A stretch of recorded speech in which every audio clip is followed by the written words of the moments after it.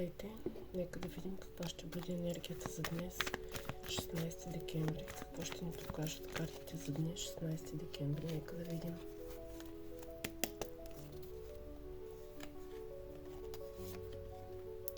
Седем жезли.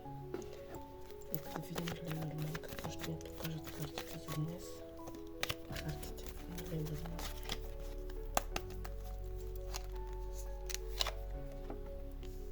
Карта мишки.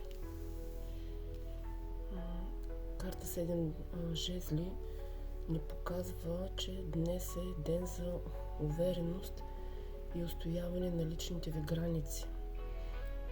Имате силата да защитите позицията си.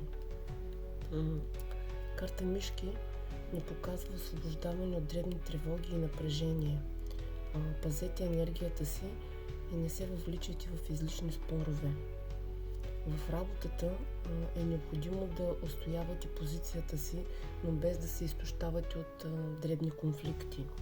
В любовта картите ни показват да защитите личните си граници и да не позволявате на дребни страхове или ревност да влияят на връзката ви.